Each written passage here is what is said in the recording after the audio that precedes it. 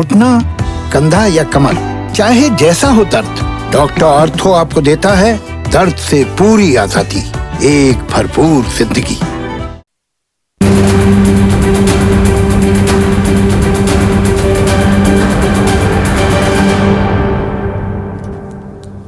नमस्कार, मैं हूं संदीप चौधरी। आज सबसे बड़ा सवाल में हम फिर से बात करेंगे देश के किसानों की।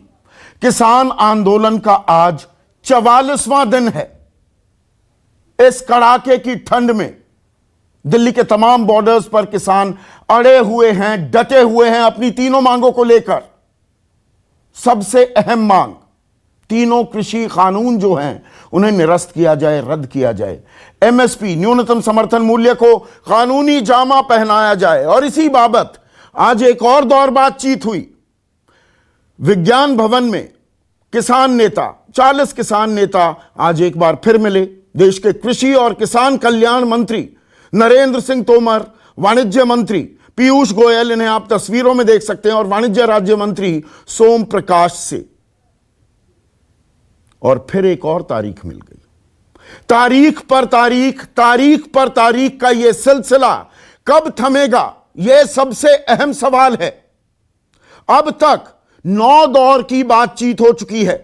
14 अक्टूबर को इसमें तो कुछ निकला नहीं, ना ही 13 नवंबर को। इनको दरअसल बातचीत भी नहीं माना जाना चाहिए, लेकिन गिनती के लिहाज से मैं बता रहा हूं, असल बातचीत का दौर शुरू हुआ था 1 दिसंबर को, फिर 3 दिसंबर, 5 दिसंबर।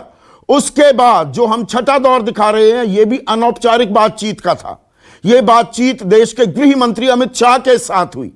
असल में 5 दिसंबर के बाद 25 दिन बाद 30 दिसंबर को बातचीत का दौर हुआ।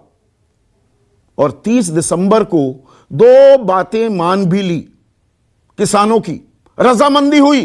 आज तक कोई लिखित प्रस्ताव नहीं आया अभी भी किसान आंदोलनों के पास, किसान नेताओं के पास। वो 2 मांगे क्या थी, यह भी याद दिलाना जरूरी है। जो प्रदूषण कानून है, यानी कि पराली जलाने पर जो सजा का प्रावधान 1 करोड़ का जुर्माना, उसे वापस लेने के लिए सरकार रजामंद हो गई। साथ ही साथ बिजली संशोधन विधेयक, उसे कानून ना बनाने पर भी सरकार ने रजामंदी जाहिर की, लेकिन उसका लिखित प्रस्ताव अभी तक नहीं आया है। उसके बाद 30 तारीख के 6 दिन बाद बैठक तय की गई 5 जनवरी को, नए साल की 5 जनवरी को। और अब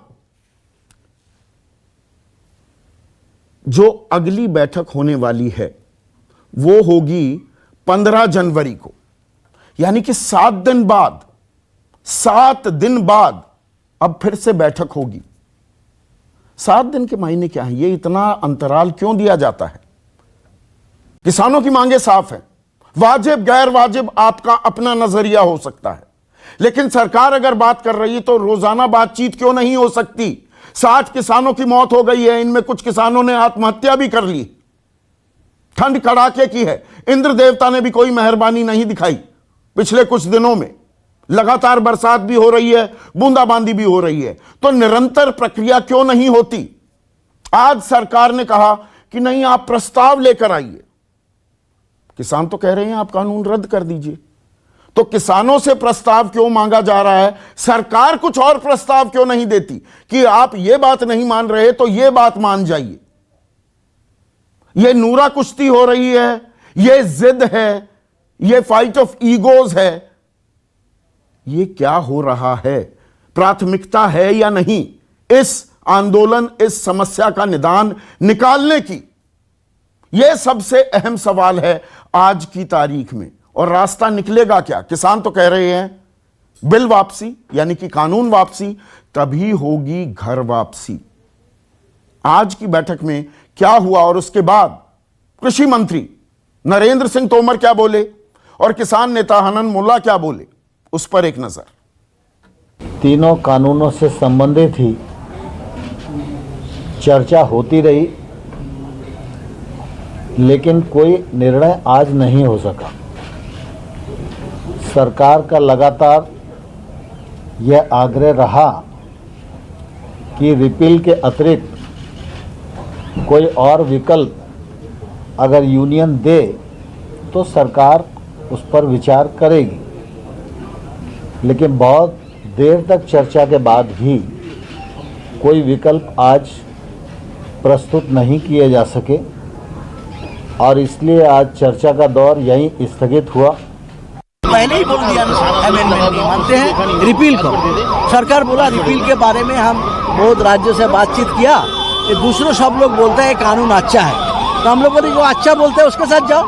किसान का बस क्यों आ रहा है? किसान समझता है ये कानून किसान के लिए मौत का घंटा है, हम इसको स्वीकार नहीं करेंगे। तो सरकार बोला कि कोर्ट में जाएंगे, और कोर्ट में हम नहीं जाएंगे, आप जाओ, आपका मर्जी, हम कोर्ट में नहीं जाएंगे। और कोर्ट किसान के मौत के पक्ष में कोई कानून बनाएंगे, जजमेंट देंगे, तो किसान उसको स्वीकार नहीं करेंगे। हमारा आंदोलन का प्रोग्राम ऐलान किया है, 26 तारीख पूरा देश में पैरेड होगा किसान का, दिल्ली में होगा, हर राज्य का कैपिटल में होगा, ये आंदोलन जारी रहेगा। ऐसे में आज का सबसे बड़ा सवाल, किसानों को तारीख पर तारीख आज भी नहीं बनी बात, और कानून वापसी तभी होगी घर वापसी। कानून वापस लो तो हम घर वापस जाएंगे। चर्चा में मेरे साथ बीजेपी के राष्ट्रीय प्रवक्ता वकील भी हैं राजीव जेटली, कांग्रेस के राष्ट्रीय प्रवक्ता गौरव वल्लभ, अहम घटक हैं एनडीए के, साझा सरकार चला रहे हैं बिहार में, जेडीयू के राष्ट्रीय महासचिव, खुद किसान आंदोलनों की अगुवाई कर चुके हैं, किसान परिवार से आते हैं, केसी त्यागी मेरे साथ हैं। देश के सबसे बेहतरीन कृषि विशेषज्ञों में से एक देवेंद्र शर्मा मेरे साथ हैं, और दो किसान नेता जो आंदोलित हैं पिछले 44 दिन से, मेघराज रल्ला टीकरी बॉर्डर से मेरे साथ जुड़ गए हैं, और शिव कुमार कक्का जी जो आज की बैठक में भी शामिल थे। कक्का जी, आज बैठक में देखिए देश के सामने तस्वीर क्या आती है, और मीडिया, तमाम चैनल्स, अखबार भी कहते हैं बड़ी सकारात्मक बातचीत हो रही है। आज भी नरेंद्र तोमर ने कहा सकारात्मक बातचीत है। सकारात्मक क्या था आज बातचीत में? देखिए, जो 8 राउंड चर्चा हुई वही चर्चा 9वें राउंड में थी, कोई अंतर नहीं था। वही का मतलब क्या हुआ? आप गए अंदर, क्या हुआ? हम गए और मंत्री जी ने अपना जो उनका बौद्धिक होता है देना कि हम अभी तक ये कर चुके हैं, ये कर चुके हैं, हमने वो तो बात हो चुकी, वो तो पूरा देश जान गया। वही उन्होंने भाषण दिया और उन्होंने कहा कि इसमें कानून में सुधार क्या हो सकता है, तो इस पर भी अपन को चर्चा करनी चाहिए। तो हमने कहा कि ये बात 8 यानी कि आप प्रस्ताव लेकर आए हैं क्या?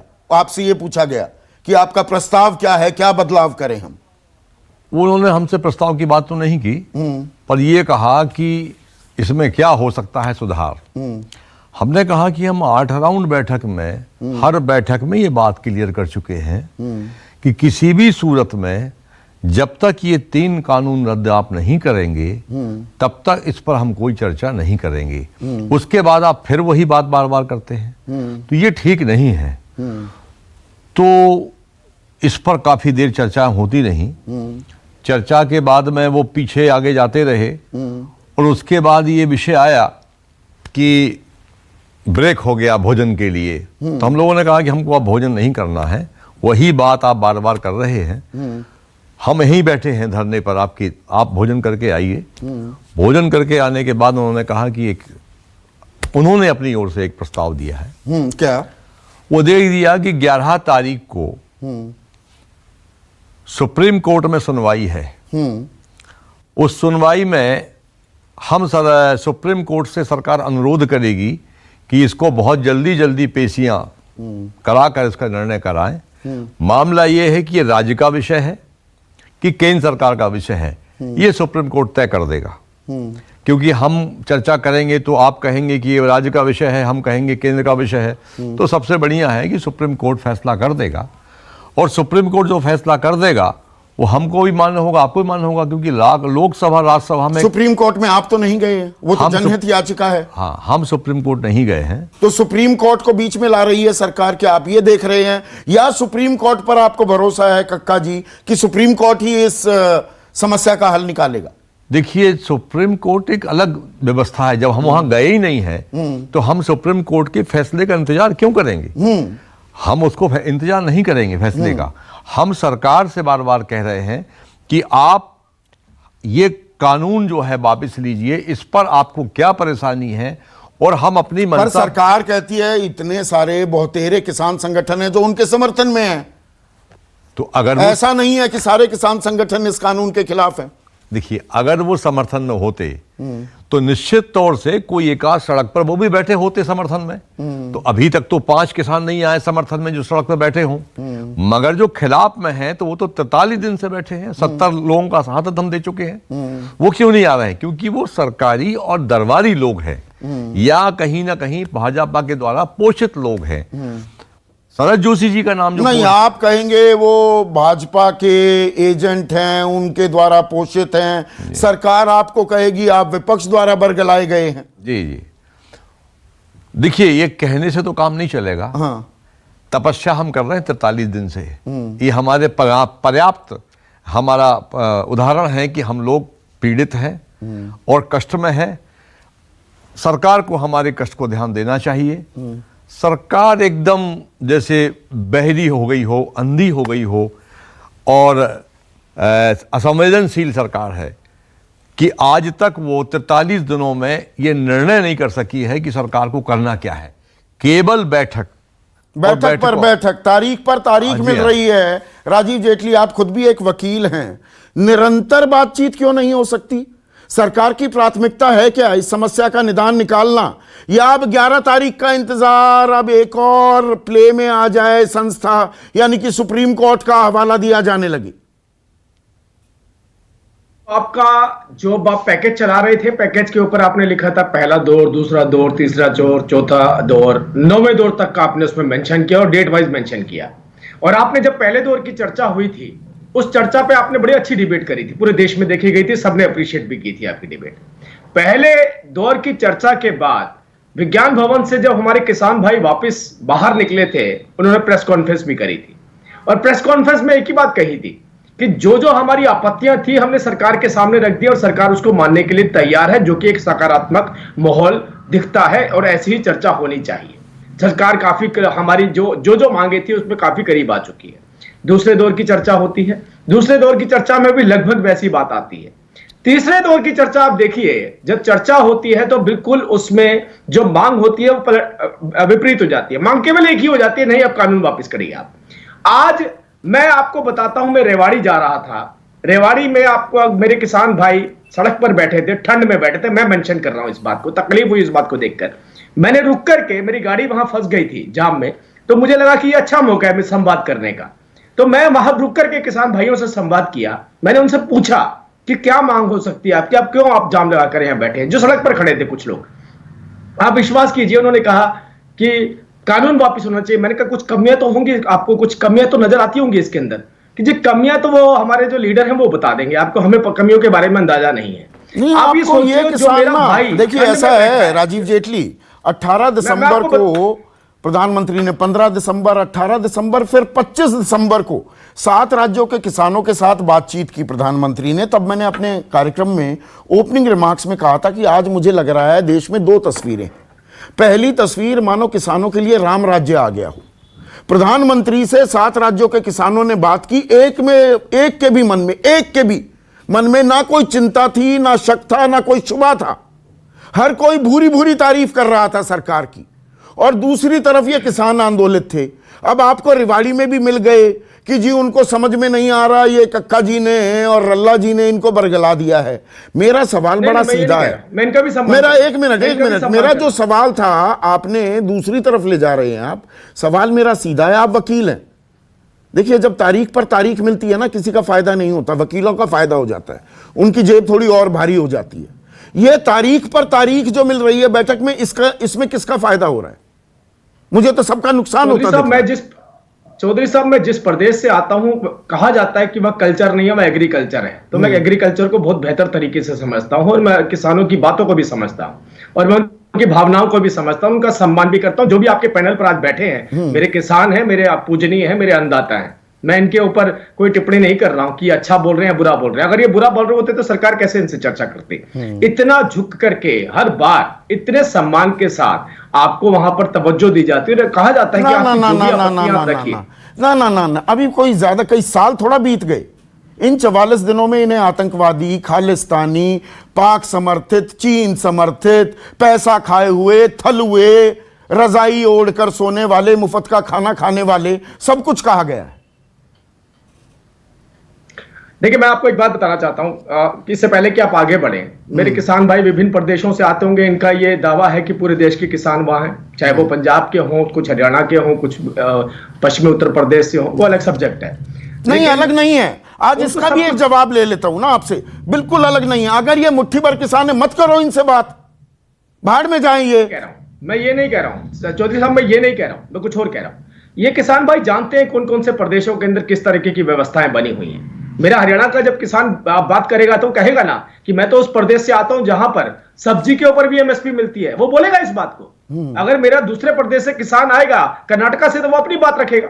राजस्थान का आएगा तो वो बताएगा कि मेरा तो बाजरा भी नहीं खरीदा जाता है मेरे प्रदेश के अंदर, आप एमएसपी की लड़ाई वहां पर कैसे लड़ सकते हैं? नहीं, रोज बातचीत क्यों नहीं हो सकती? प्रस्ताव लेकर आएंगे किसान, आंदोलन कौन कर रहा है? किसान, और किसानों से प्रस्ताव मांगेंगे। ये तो कह रहे हैं तीनों कानून हटा दो। सवाल ये है ना राजीव जेटली, दो बातें कही कक्का जी ने कहा कि हम सुप्रीम कोर्ट नहीं जाएंगे। देखिए, सबसे ये तो नहीं गए। इससे क्या स्पष्ट होता है? जो सुप्रीम कोर्ट किसान गए, उन्होंने कहा कि जो सुप्रीम कोर्ट जाएगा उसको हम अपने आंदोलन में नहीं शामिल होने देंगे। तो आपको कानूनी व्यवस्था पर विश्वास नहीं है। दूसरी बात इन्होंने कहा इस पर आपको क्या परेशानी है, पूछ रहे सरकार को क्या परेशानी है। अरे मैं भी यही बात तो पूछ रहा हूं मेरे अन्नदाता कि आपको क्या परेशानी है। अरे परेशानी तो बताइए। मैं तो कह रहा हूं चौधरी साहब, परेशानी कई बार, अब जानकर अगर आप अनजान बनना चाहते हैं, परेशानी एक मिनट से भी कम में आपको समझा देता हूं। नए कानून आएंगे, एपीएमसी व्यवस्था, इन्हें लगता है सरकारी मंडियों की व्यवस्था खत्म हो जाएगी, बाजार पूरा निजी कंपनियों के, कारोबारियों के हवाले हो जाएगा। ऊपर से इसीलिए आप एमएसपी पर सिर्फ लिखित आश्वासन के लिए तैयार हैं। ये कहते हैं कि आप कानूनी जामा पहना दो कि जो भी खरीदेगा एमएसपी से नीचे नहीं खरीद पाएगा। सिंपल समस्या, 30 सेकंड का भी वक्त नहीं लगाया मैंने। देखिए, इस देश के अंदर एफपीओ के टारगेट रखे गए थे, और मैं लगता है चौधरी साहब पत्रकारिता की फील्ड में मैं आपको जानता हूं, और भी हो सकता है कि इतने गुणवान होंगे जो कृषि के बारे में जानकारी रखते होंगे, लेकिन मैं जानता हूं कि आपके पास ज्यादा जानकारी होती है एफपीओ के ऊपर। देखिए, सभी राज्यों को एक टारगेट दिया गया था। पूछिए, अभी तो खैर डिबेट आगे चलेगी, पूछिएगा कांग्रेस से या दूसरी राजनीतिक पार्टियों से जो कह रहे हैं कि हम समर्थन करते हैं, कितने एफपीओ बनाए इन्होंने। और भारतीय जनता पार्टी, फिर आप विषयांतर होने लगते। एमएसपी को बनकर तैयार हो गए। आप कानूनी गारंटी क्यों नहीं दे सकते? मुझे इस सवाल का जवाब दे दीजिए। जब लिखित आश्वासन देते हैं, कहते हैं हमारी जुबान पर भरोसा करो, आप कानूनी जामा पहना दो।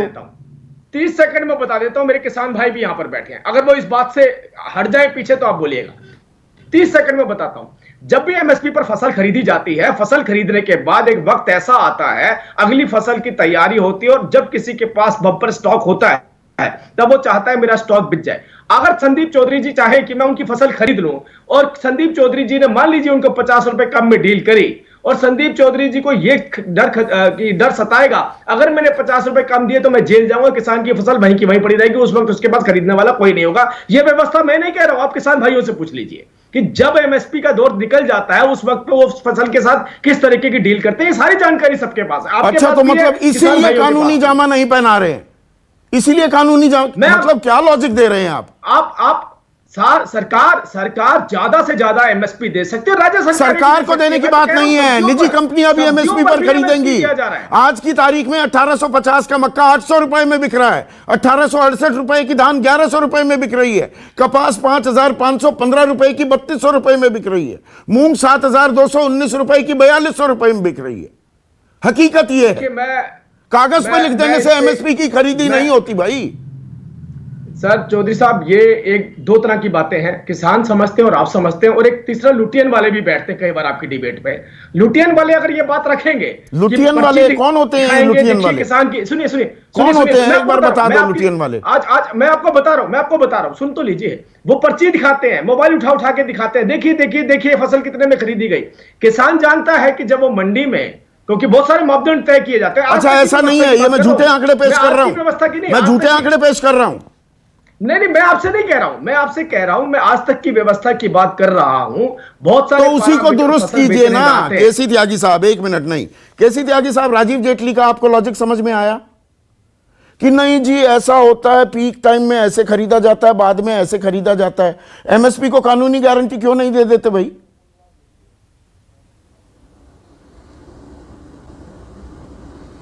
संदीप जी, अब हमारी एकमात्र पार्टी है जो एनडीए में है और हमारी पार्टी में ने संसद में इन कानूनों का समर्थन भी किया है, इनके पक्ष में वोट भी दिए। लेकिन जब इतने ऊंचे पैमाने पर भ्रम फैले हुए हों, इतने ऊंचे पैमाने पर किसानों के झुंड सारे प्रवेश द्वारों पर आ गए हों, 50 के आसपास मौतें हो गई हों, -1, 2, 3 टेम्परेचर में बैठे हुए हों, तो किसी भी पार्टी के किसी भी प्रवक्ता को यह भाषा नहीं बोलना चाहिए जो मेरे मित्र राजीव जेटली जी बोल रहे हैं। क्या हम बचपन में थे तो हमें बताया जाता था कि भाग और भाव भगवान तय करता है, हमारी किस्मत में लिखा है ये, और भाव भी भगवान तय करता है। हम आगे दिल्ली पार्लियामेंट में पहुंच गए, पॉलिटिकल सिस्टम का अंग हो गए, सारी चीजें सरकारें तय कर रही हैं, हमारा भाग भी यही तय कर रही और हमारा भाव भी तय कर रहा है। मेरे मित्र राजीव जेटली जी कह रहे थे कि किसानों की समस्याएं क्या हैं उनको पता ही नहीं है। मैं बताता हूं, मैं आपकी मित्र पार्टी का हूं, मैं चाहता हूं इस सरकार की उम्र भी लंबी हो, मैं चाहता हूं प्रधानमंत्री का यश भी बढ़े, लेकिन समस्याएं मैं बताता हूं। मैं मानता हूं कि एमएसपी खत्म नहीं होगी, मुझे प्रधानमंत्री के वक्तव्य पर पूरा यकीन है, लेकिन सरकारी खरीद के बाहर किसान को एमएसपी भी नहीं मिलेगी। एक तो राजीव जेटली जी ये प्रोग्राम है, जब सरकार की जेब से पैसा नहीं जा रहा और धन्ना सेठों की जेब से पैसा जा रहा, तो आपको क्या प्रॉब्लम है? नंबर 1। नंबर 2, जब एमएसपी तय हो गई, आपके इंडिया में एक माइंडसेट की भी लड़ाई है संदीप जी, मैं चाहता हूं कि इस दिन उस पर भी बहस हो। माइंडसेट है प्रो इंडस्ट्री, माइंडसेट है प्रो बिग सिटीज, माइंडसेट है नॉन रूरल, माइंडसेट है नॉन पीजेंट, माइंडसेट है प्रो अर्बन। ये है, ऐसा नहीं है, नहीं है ये। चूंकि जो जेटली जी आपका मुंशी जी हैं, आप जानते हैं रानी, वो जो भाषा आप केसी त्यागी को स्क्रीन पर लाइए, लोगों के पीछे छिप रहे हैं। जितनी सैलरी मिलती है, मैं ऑन रिकॉर्ड कहता हूं, किसान की मासिक आमदनी उससे कई गुना कम है, 1-2 नहीं। मेरा 1000 वकीलों के साथ उठना बैठना, और अरुण जी मेरे बहुत ही परम मित्रों में से थे। हमारी क्या आमदनी है? 7-8, ये देवेंद्र शर्मा जी बैठे हैं, दर्जनों बार लिख चुके हैं, 8-9 हजार रुपए पर मंथ के हिसाब से एक किसान की महीने की आमदनी है। एक सेकंड के लिए रोक रहा हूं केसी त्यागी, आपको रोक रहा हूं क्योंकि इस सब्जेक्ट के एक्सपर्ट देवेंद्र शर्मा हैं। देवेंद्र शर्मा जो 7-8-9 हजार कह रहे हैं, मैं एग्जैक्ट फिगर बता देता हूं, 2 साल पहले की 8,627 रुपए मासिक आय एक किसान की। राजीव जेटली, गौरव वल्लभ, आप सिटीज में रहने वाले हैं, आपके घर में मैं डिग्निटी ऑफ लेबर का बहुत सम्मान करता हूं। आपके घर में जो मेड भी आती है, क्या वो 8,600 रुपए में काम करने को तैयार है? दिल पर हाथ रखकर बोलना। और यहां पर दिल्ली में स्टूडियोज में बैठकर जिनको खेती का ख नहीं पता, बीघे का ब नहीं पता, वो बताते हैं कि किसान तो ट्रैक्टरों पर चलते हैं, ये जीन्स पहनते हैं, ये अंग्रेजी बोलने वाले हैं, ये इनकम टैक्स पे नहीं करते हैं। एक किसान पर 1 लाख रुपए से ऊपर का कर्जा है औसतन देश में। 4 लाख किसानों ने आत्महत्या कर ली है, एनसीआरबी के आंकड़े हैं, 25 सालों में, सूदखोरों के चक्कर में, क्योंकि कीमत नहीं मिलती मेहनत की, पैसे नहीं मिलते। 8,000 साढ़े 8,000 रुपए सालाना एक किसान की, देवेंद्र शर्मा, और यहां पर कहा जाता है बहकाए हुए हैं, बरगलाए हुए हैं, और ये तो बड़े बड़े किसान हैं। वो कौन है बड़े बड़े किसान? वो अभिनेता होंगे, अपने आप को फार्मर भी कह देते हैं। ये असल किसान बैठे हुए हैं। 86% इस देश में किसान छोटे और मझोले किसान हैं। देवेंद्र शर्मा, एक भी अगर मैंने फैक्ट गलत बोला हो। संदीप जी, आपने जो आज बात कही है उसको पहले शुरू उसके ऊपर कमेंट करने से पहले मैं केसी त्यागी जी का हृदय से धन्यवाद करना चाहूंगा। मैंने बहुत कम पॉलिटिशियन इस लेवल के देखे हैं जो कि अंतरात्मा से अपनी बात को इतने स्पष्ट किसानों के हित में, किसानों की सच्चाई को पेश करते हैं। धन्यवाद पहले तो केसी त्यागी साहब। दूसरी बात यह है कि साहब ये बड़ा अफसोस है कि मुझे समझ नहीं आता कि देश का एक वर्ग है जो ये चाहता है कि किसान सदा गरीब रहे, हाँ, किसान को आय ना मिले। ये कॉन्टेम्प्ट क्यों है? मुझे समझ नहीं आती है कि ये हमारे देश में ये कॉन्टेम्प्ट क्यों है किसानों के प्रति कि भी किसान जो है वो पिज्जा खाता है, ये बोलते हैं। किसान जो है वो, जैसा आपने कहा कि वो रजाइयों में लिपटे होते हैं, ये आपने कहा कि भाई उनको बहुत पैसा मिलता है। अब देखिए एक आंकड़ा देखिए, पंजाब की बात होती है कि पंजाब के जो किसान हैं वो बड़े बड़े किसान हैं जो आके यहाँ आंदोलन कर रहे हैं। मैं अभी आपको पंजाब एग्रीकल्चर यूनिवर्सिटी के जो एमिरेटस इकोनॉमिस्ट हैं प्रोफेसर सुखपाल सिंह, उनका डाटा पेश कर रहा हूं। वो कहते हैं कि पंजाब में 1 लाख करोड़ रुपए का कर्जा है किसानों के ऊपर। हर परिवार जो है, अब सुन लीजिए, उन्होंने कहा कि हर परिवार जो किसान परिवार है पंजाब में, उसके ऊपर 10 लाख रुपए का कर्जा है और उसको 6 लाख रुपए की आमदनी होती है साल में। यही एक कारण है कि एक साइकिल बना हुआ है कर्जे का और मौत का पंजाब में। आपको जान के हैरानगी होगी, जो ये इकोनॉमिस्ट कहते हैं कि पंजाब में बहुत संपन्न किसान हैं, Punjab has now become a hotbed of farmer suicides. एक स्टडी हुई थी, एक हाउस होल्ड सर्वे किया था 3 यूनिवर्सिटी ने। उन्होंने कहा था कि 2000 से लेकर 2015 के बीच में 16,600 किसानों ने और किसान मजदूरों ने आत्महत्या की थी। ये पंजाब का हाल है जिसको हम कहते हैं। और मैं एक और चीज जोड़ दूं आपकी इजाजत से देवेंद्र शर्मा, और ये कंपैरिजन भी जरूरी है। पंजाब के बारे में जो ये भ्रांतियां फैलती है, अरे यहां पर तो खुशहाल किसान हैं, मर्सिडीज पजीरोज इनमें घूमते हैं, बच्चे बोर्डिंग में पढ़ते हैं। किसान की पंजाब में सालाना आय 2,19,000, यानी कि 20,000 रुपए महीने से कम। और ये सबसे धनाढ्य किसान है, ये कहते हुए ये आंकड़ा दे रहा हूं। बिहार में किसान कमाता है 42,000 रुपए साल, 3,500 रुपए महीना। यह किसान की हालत है। और यहां पर हवाई बातें करने वाले कभी खेत में गए नहीं, गन्ने और धान और सरसों और बाजरे में फर्क पता नहीं, और किसानों की बात करने लगेंगे। यही एक कारण है कि हमारे देश में हम सब ये मान के चलते हैं, जब मेजोरिटी की बात कर रहा हूं, जो टेलीविजन पे या अक्सर जो ये ब्लेम करती है किसानों को, वो ये सोच के, क्यों मुझे समझ नहीं आता कि जैसे आपने पहले कहा कि 8,600 रुपए अगर औसतन इनकम है महीने की, तो वो क्यों नहीं चाहते कि उनकी इनकम भी बढ़े। अपनी तनख्वाह बढ़ाने में तो आप देखिए हर साल वो इमोलूमेंट्स भी चाहेंगे, उसके अलावा इंक्रीमेंट भी चाहेंगे, और वो चाहते हैं कि पैकेट में कभी 1 महीने की भी देरी ना हो उनको मिलने के लिए। लेकिन किसान का गन्ने का भाव देखिए, 2-2 साल तक किसान इंतजार करता है। 1 साल की फसल लगाने के बाद 2 साल तक उसको इंतजार करना पड़ता है उसको दाम मिलने। उसका भी आंकड़ा दे दूं, कल मैंने बताया था, पर बताना जरूरी है ताकि देश समझे। उत्तर प्रदेश की बात बताता हूं, 2,470 करोड़ रुपए का बकाया है पिछले साल का। अभी भी वहां पर्चियां होती हैं, और पर्ची के हिसाब से 315-325 रुपए अगेती पचेती जो फसल होती है गन्ने की, 315 और 325 रुपए का दाम मिलता है। ज्यादातर जगह पर फरवरी तक के ही पैसे आए हैं। मार्च, अप्रैल, मई और जून 2 तक गन्ने की क्रशिंग हुई थी।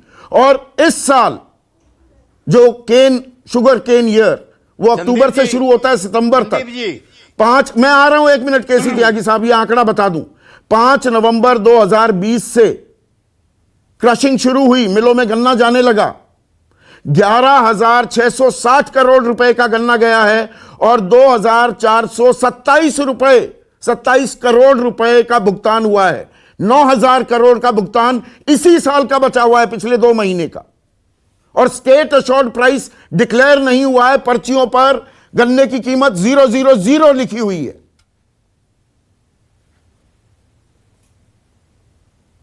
जी, आपने बिल्कुल ठीक कहा। यही एक दिक्कत है कि हमारे जो शहर में जो लोग रहते हैं, जो ज्यादातर हम देखते हैं, जो मेनलाइन इकोनॉमिस्ट हो, एकेडमिशियंस हो, ये सब ये नहीं देख पाते कि किसान की दर्द को समझना, क्यों नहीं कोशिश करते हैं, क्यों प्रयास नहीं होता, क्यों हम मान के चलते हैं कि 8,000 में ही उसका गुजारा हो जाएगा और 8,000 से ज्यादा उसको नहीं मिलना चाहिए, या मार्केट के हवाले छोड़ दीजिए। एक डाटा मैं और देना चाहता हूं आपको संदीप जी, वो ग्लोबल है, वो भी समझना है कि वहां मार्केट्स कैसे ऑपरेट करती हैं।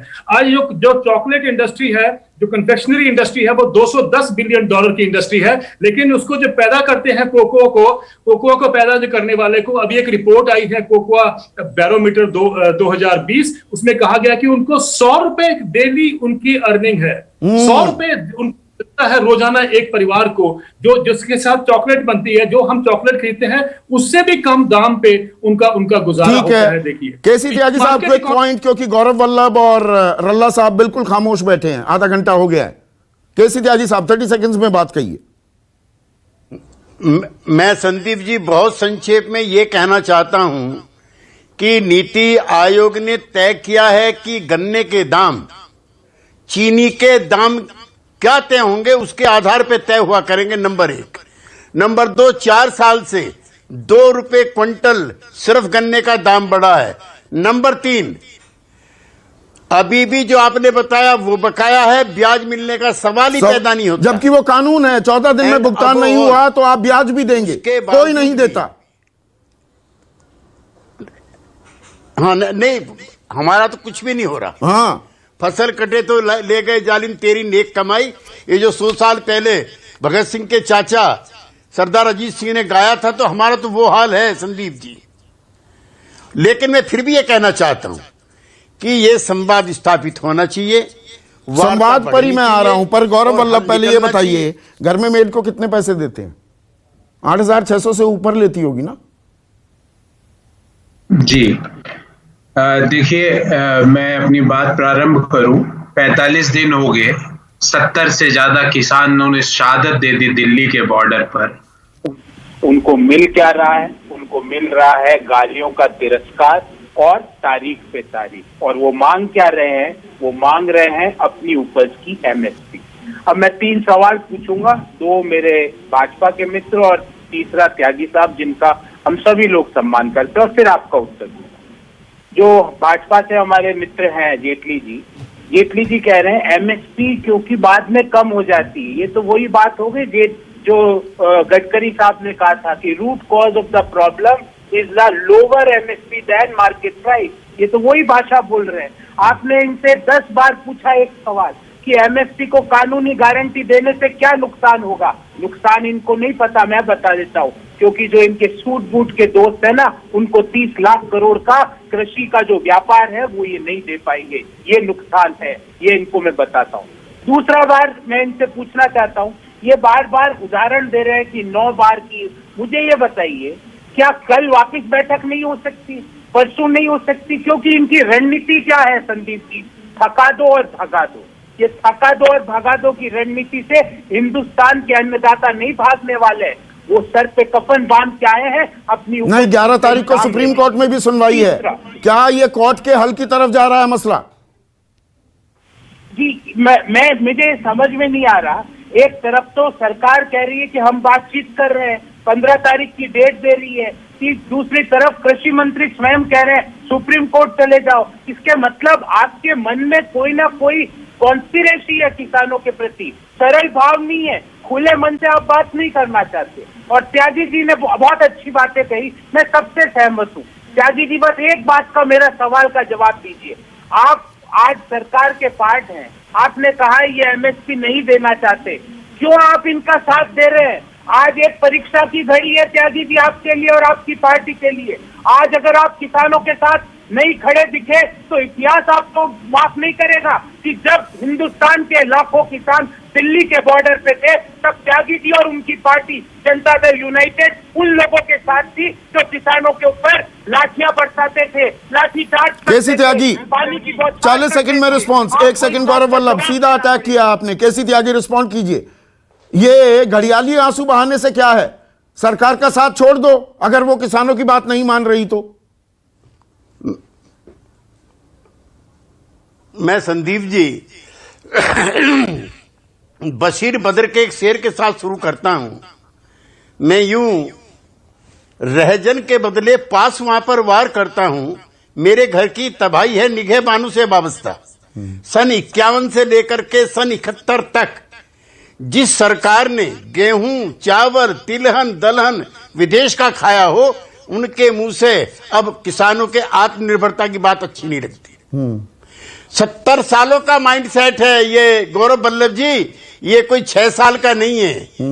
पहला बजट जब बना था 1952 में 35% था किसान के लिए, खेत के लिए, खलियान के लिए, और आपकी ही सरकारों ने 52 तो मतलब मोटी बात यह है, आलोचना करोगे सरकार संवेदनहीनता दिखा रही है किसानों को लेकर, केसी त्यागी, लेकिन आप सरकार के साथ बने रहेंगे। रल्ला साहब, बातचीत का रास्ता खुलता दिख रहा है या रास्ते और बंद हो रहे हैं? प्रस्ताव आपसे मांगे जा रहे हैं।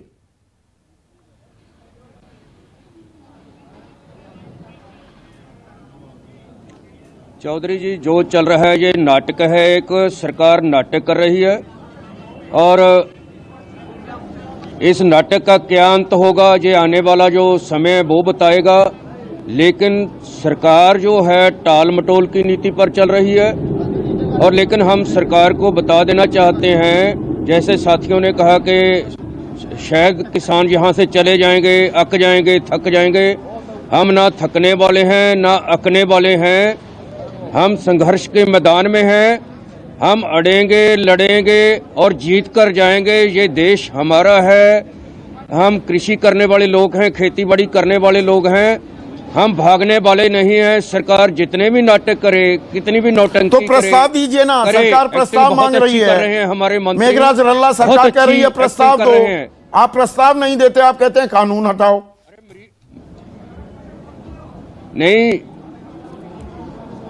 नहीं, कोई डॉक्टर मरीज से पूछे कि आप ही बताओ आपकी बीमारी की क्या दवा है, तो हमें तो, मुझे तो क्या कहूं इनको मैं, कि डॉक्टर ही पूछ रहा है मरीज से कि आप बताओ भाई अब आपकी बीमारी का क्या इलाज होगा। ये मरीज से पूछ रहे हैं। हम तो साफ कह रहे हैं कि इनको रद्द करो, तीनों कानून रद्द करने होंगे, इससे कम हमें कुछ भी मंजूर नहीं है। तीनों कानून रद्द करने होंगे, साफ शब्दों में कह दिया है। पर डॉक्टर ने जो दवाई दी उसको तो आप मना कर रहे हैं कि जहर का प्याला है ये। डॉक्टर ने तो बना दिए ना 3 कानून आपके लिए। नहीं, ये तो जहर है, मारने वाली बात है ना। हाँ। हम मरना नहीं चाहते, हम मरेंगे नहीं, हम शहीद हो सकते हैं। हमारे 60 साथी यहाँ संघर्ष के मैदान में शहीद हो चुके हैं और कितने मारना चाहते हैं, शहीद करना चाहते हैं। हम शहीद होना जानते हैं, शहीद होंगे। हम खुदकशी नहीं करेंगे, हम संघर्ष करेंगे, लड़ेंगे। यहाँ हम भागने वाले नहीं हैं। ये जहर का प्याला है, मारना चाहते हैं पूरे राजीव जेटली हिंदुस्तान के किसान। मतलब डॉक्टर मरीज से पूछ रहा है कि बताओ क्या इलाज करूं तुम्हारा, मतलब प्रस्ताव आप मांग रहे हैं। किसानों ने तो अपनी नाराजगी जाहिर कर दी, बता दिया ये कानून जहर का प्याला है, आप कह रहे हैं नहीं इसे ही पी जाओ। नहीं चौधरी साहब, आपने मेरे पूजनीय है जो किसान नेता है, मैं दोबारा से बोलूंगा, मैं बहुत सम्मान करता हूं इनका, क्योंकि कई बार मैं जवाब दूंगा तो हर जवाब कई बार आपको बुरा लगेगा। डॉक्टर के पास आप जाएंगे तो डॉक्टर ये जरूर पूछेगा कि आपकी तकलीफ क्या है, ये नहीं पूछेगा क्या चौधरी साहब? अगर आपके पैर में, घुटने में दर्द हो रहा है, क्या आपको वो पैरासीटामोल पकड़ा देगा? उसको ये तो पता चलना चाहिए कि आपकी तकलीफ। अच्छा, मैं एक तकलीफ बताऊं, आपने कहा कि परेशानी क्या है। परेशानी तो खैर सबको समझ में आ गई है, जानकर अनजान बनने से। पूरी डिबेट निकल गई है। अभी आपकी डिबेट रिपीट भी होती है, आप देख लीजिएगा। मैं अभी भी बोल रहा हूं, यही चर्चा का विषय है। मैं अभी भी सुन तो लीजिए, अब मैं कारण तो बता दूं। चौधरी साहब, आई एम सॉरी, एक मिनट। आप जो बात कह रहे हैं वही मेरे किसान भाइयों के मुंह से निकलवा दीजिए। एमएसपी को लेकर के बात मैं बताता हूं ना आपको, एमएसपी पर आता हूं ना। आप चौधरी साहब, आप एमएसपी की गारंटी को 4 बार कोट कर चुके हैं इस डिबेट पे। यही बात मेरे किसान नेताओं से भी निकलवा दीजिए मुंह से कि हमारी केवल यही मांग है, यही मांग। मैं तो कह रहा हूं, देखिए हमारा काम है सवाल पूछना। वो कह रहे हैं 2 मांगे हैं, तीनों कानून रद्द कर दो और एमएसपी को कानूनी जामा पहना दो, यही तो मांग है, और क्या है? नहीं, आप चौधरी साहब, आप उनके मुंह से ये बोलिए काका जी, ये इसमें क्या कंफ्यूजन है? इसमें कोई कंफ्यूजन है क्या? नहीं, कोई कंफ्यूजन नहीं है। हमारी 2 मांगे पहले दिन से हैं और वही मांगे आज भी कायम हैं। हर राउंड में इन मांगों पर चर्चा हुई है। तमाम चर्चाओं में हमारा कोई कहीं बता दीजिए क्या 2 मांग है। हमारी पहली मांग है 3 जो कानून हैं उनको आप वापस लें, रद्द करें। दूसरा है कि एमएसपी पर क्रय करने की गारंटी का कानून बनाएं। ये 2 बातें हमारी बोलिए अब राजीव से स्पष्ट है, इसमें कहीं कोई चौधरी साहब आज की डिबेट कक्का जी भी देखेंगे, मैं भी देखूंगा और आप भी, और पूरा देश दोबारा से देखेगा और दोबारा से ये देखेगा कि मैंने क्या प्रश्न रखा था और आपने क्या प्रश्न पूछा और क्या जवाब मिला। क्या मैंने यही पूछा था कि क्या आपत्ति है। चौधरी साहब देखिए, आप मुझे गलत ठहरा सकते हैं लेकिन पूरी डिबेट ये आईना है, ये आईना को आप नहीं झुठला सकते, दोबारा देखा जा सकता है, यूट्यूब पे भी देखा जा सकता है। अरे भाई मुझे पता है कहां कहां देखा जाता है राजीव जेटली। अब एमएसपी पर नहीं, एमएसपी पर जो आपने एक जवाब दिया था उसका काउंटर भी दिया केसी त्यागी ने। आपको पता है इक्रियर ओईसीडी की एक रिपोर्ट आई है, पिछले 10 साल में आपकी सरकार कहती है ना आप बड़ी ताल ठोकते हैं जी, 1,10,000 करोड़ रुपए किसान को प्रधानमंत्री सम्मान निधि में दे दिए गए, 6,000 रुपए सालाना, 2,000 रुपए हर 4 महीने, यानी कि एक किसान, एक पूरे परिवार को दिए जाते हैं। 5 आदमी का परिवार हो तो 3 रुपए 33 पैसे। बहुत से लोग गलत गणित बताते हैं कि 16 रुपए दिए जाते हैं, वो ऐसा कुछ नहीं है। 500 रुपए महीना, 5 आदमियों का परिवार, 100 रुपए प्रति आदमी, यानी कि 3 रुपए 33 पैसे। खैर उसमें आपने 1,10,000 करोड़ हमारे जैसे टैक्स पेयर्स के पैसे किसानों में बांटे, बहुत अच्छा किया। लेकिन इक्रियर ओईसीडी की जो रिपोर्ट है, 10 साल में 45 लाख करोड़ का नुकसान हुआ है किसानों को, क्योंकि एमएसपी से नीचे खरीदी हुई है। 45 लाख करोड़, समझ रहे हैं एमएसपी को क्यों कानूनी जामा पहनाना जरूरी है। चौधरी साहब बार बार हम कई बार कंफ्यूज हो जाते हैं। ये 14,000 करोड़ का बजट होता था जिसको 2.5 लाख करोड़ पे हम लेकर के आए, लेकिन इशू ये नहीं है। इशू ये है कि हम सवाल का जवाब नहीं देंगे। अभी देवेंद्र, अभी किसान एक्सपर्ट भी बैठे हैं, देवेंद्र शर्मा जी, मेरी बात से अगर सहमत हो तो हाँ कर दे, नहीं हो तो कोई इशू नहीं है। देखिए हमने 14 लाख करोड़ रुपए खर्च किया है रूरल डेवलपमेंट में। रूरल डेवलपमेंट का मतलब होता है केवल एमएसपी तक सीमित करेंगे तो भूखे को इतना भूखा रखो कि रोटी के अलावा ना सोच पाए, इतना भी मत रखो कि बगावत पर उतर जाए। हम चाहते हैं कि वो कनेक्टिविटी, वो सिस्टम बदले। अगर स्वामीनाथन तो एमएसपी दिला दो ना, वो 45 लाख करोड़ रुपए हर साल के 4.5 लाख करोड़ का नुकसान हो गया किसानों को। नहीं चौधरी साहब, एमएसपी दिला दो। सरकार का क्या जा रहा है उसमें? ये कारोबारी खरीदते हैं, व्यापारी खरीदते हैं। आपको तो ऐसा दर्द हो रहा है कि सरकार खरीद रही है सारा। नहीं बिल्कुल नहीं चौधरी साहब। चौधरी साहब स्वामीनाथन, ये गुलाबी अखबार काले सूट वाले वो बताने लगे सरकार पर 17 लाख का अतिरिक्त भार आ जाएगा। अरे भाई सरकार को थोड़ा खरीदना है, जो बाकी खरीदेंगे वो भी खरीदें, कम से कम एमएसपी तो दें। वो C2+50 नहीं है, अलग बात है, छोड़ दो। 20 सेकंड में खत्म कर दूंगा। स्वामीनाथन आयोग को जिसने भी पढ़ा वो हमारे बीच में, हो सकता है देवेंद्र शर्मा जी ने, और आपने तो पुक्की बात है कि पढ़ाई होगा। स्वामीनाथन आयोग की रिपोर्ट के अंदर क्या लिखा है कि मेरे किसान को नौकरी मेरे किसान की जगह पर मिलनी चाहिए।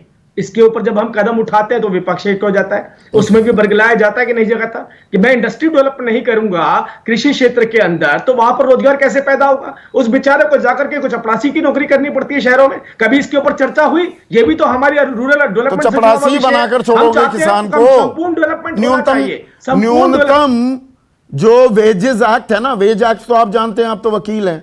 मिनिमम वेज एक्ट कितनी है अमूमन? अब मोटा मोटा 15,000 रुपए महीने से नीचे नहीं दे सकते ना किसी को वेज। बिल्कुल नहीं दे सकते, नहीं दे सकते ना। 8,600 किसान का 50% सबको लेबर बना 50% मैन पावर जो हमारी है वो कृषि क्षेत्र से आती है। मैं जानता हूं इस बात को। बड़ा रोल 21% जीडीपी। देवेंद्र शर्मा, मैंने गलत आंकड़े कोट किए, इक्रियर ओईसीडी को गलत कोट किया।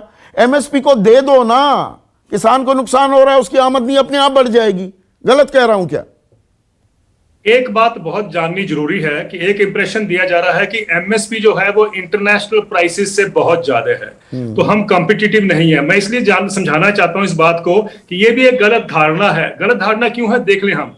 एक अनटेड इंडिया, यूनाइटेड नेशंस की जो बॉडी है, उसकी एक रिपोर्ट आती है, वो ये कहती है कि अमीर देशों को जो सब्सिडीज दी जाती हैं एग्रीकल्चर में, जिसको WTO की भाषा में हम ग्रीन बॉक्स सब्सिडीज कहते हैं, अगर उसको हटा दिया जाए तो अमेरिका, कनाडा और यूरोप के जो एग्रीकल्चर एक्सपोर्ट्स हैं वो 40% गिर जाएंगे। एक बात। दूसरी बात है जिससे हम कंपीट करना चाहते हैं, किसी हम कहते हैं इंटरनेशनल प्राइसेस जो कंपटीशन है, वो 40% बढ़े हुए हैं because of the agriculture subsidies. दूसरी बात, अभी हम देखें एक जो गेहूं अमेरिका एक्सपोर्ट करता है उसमें से 38% डंपिंग प्राइस है, यानी उसको इतना सब्सिडाइज किया हुआ है कि 42 लाख रुपए किसान को सब्सिडाइज करते हैं वो। और जो दूसरी बात आपने कही है 42 लाख करोड़ रुपए की, वो एक ओईसीडी की जो स्टडी है वो 2016 साल के बीच में है, और हर साल 2.64 लाख करोड़ जो है वो किसानों को घाटा हो रहा है, और वो क्योंकि उनको 15% दाम कम मिलते हैं और कंज्यूमर को फायदा हो रहा है क्योंकि उसको 25% का बेनिफिट होता है। तो कंज्यूमर्स को ये समझना है कि आज हमारे किसान जो है वो देश को सब्सिडाइज कर रहे हैं, और किसान देश को सब्सिडाइज कर रहे हैं। देखिए उल्टी गंगा बह रही है। और गौरव वल्लभ, आखिरी कमेंट आपसे चाहूंगा, और क्योंकि आपने नितिन गडकरी का जिक्र किया था, उनकी स्टेटमेंट कि नहीं ओवर प्रोडक्शन हो रही है, मतलब किसानों को खामियाजा भुगतना पड़ रहा है कि वो अच्छा उत्पादन कर रहे हैं। जब विकास दर 23.9% का गोता खा गई, किसानों ने विकास दर पॉजिटिव में दिखाई 3.4%। वो कह रहे हैं MSP is higher than the market prices, मतलब बाजार की दाम जो हैं उससे ज्यादा की हम एमएसपी दे रहे हैं। तो किसान, मैं 1 मिनट पूरी बात कर लूं और ये दर्शकों को समझने की जरूरत है। फूड एंड एग्रीकल्चरल ऑर्गेनाइजेशन, अंतरराष्ट्रीय संस्था है, वो ये कह रही है कि आने वाले दिनों में भारत में अकाल पड़ सकता है, फूड ग्रेन की शॉर्टेज हो सकती है। जो 80 करोड़ लोगों को 5 किलो गेहूं, 5 किलो चावल और 1 किलो दाल हम दे रहे हैं ना अभी, वो देने के भी वांदे पड़ सकते हैं। FAO का ये दावा है, ये उनकी स्टडी है, और अभी हम ये कह रहे हैं नहीं जी ओवर प्रोडक्शन कर रहे हो, दाम कैसे दे दें? संदीप जी, प्रधानमंत्री जी के मन की बात उनके माननीय मंत्री नितिन गडकरी जी, जो कि भाजपा के भूतपूर्व अध्यक्ष है, उनकी जुबान पर आ गई। 2-3 बातें बोल के अपनी बात खत्म करूंगा। नंबर 1, पिछले 6 साल में खेती की लागत में 15,000 रुपए प्रति हेक्टेयर की वृद्धि हुई है। पिछले 6 साल में डीजल की कीमत जो कि किसान यूज करता है 25 रुपए प्रति लीटर से बढ़ा है। पिछले 6 साल में पहली बार ऐसा हुआ है कि किसान के उपकरणों को लग्जरी आइटम्स की तरह टैक्स किया जा रहा है। जीएसटी 28% जो कि लग्जरी। अब आप ये बताइए, किसान का जो खेती के उपकरण है वो लग्जरी आइटम्स है, और बार बार इनकी बात जुबान पर आ रही है। मैंने इनसे एक ही सवाल पूछा था शुरू में, एमएसपी को लीगल गारंटी देने से सरकार के फाइनेंशियल हेल्थ पर क्या फर्क पड़ता है? कोई फर्क नहीं पड़ता। पर जिन लोगों को सरकार रिपोर्ट कर रही है, जो इनके सूट बूट के दोस्त हैं, उनको ये 30 लाख करोड़ का खेती का बाजार नहीं दे सकते। पर ध्यान रहे, ये अन्नदाताओं की मेहनत का बाजार है, इसको कोई भी सूट बूट वाला लब्बो-लुबाब ये है। 9 दौर बैठक हो चुकी है, तारीख पर तारीख का सिलसिला जारी है। अब ये घिसा पिटा फिल्मी डायलॉग भी नहीं रह गया है, ये एक कड़वी हकीकत है। सरकार की प्राथमिकता क्या है? क्या कोर्ट का भी सहारा लेने की फिराक में है सरकार कि कोर्ट ही कुछ फैसला कर दे? और निरंतर बातचीत क्यों नहीं हो सकती? क्योंकि हमारा साफ मानना ये है, न्यूज़ 24 बहुत ही जिम्मेदार चैनल है, मंच है। हमारा मानना ये है बातचीत से ही हल निकलेगा, और बातचीत के लिए एक निरंतर संवाद की जरूरत है। इसी उम्मीद के साथ नमस्कार। खास जड़ी बूटियों से बना पेट सफा आयुर्वेदिक चूर्ण आज ही ले आएं। पेट सफा पहली रात से ही असर दिखाता है और इसकी आदत भी नहीं पड़ती। पेट सफा, हर रोग दफा।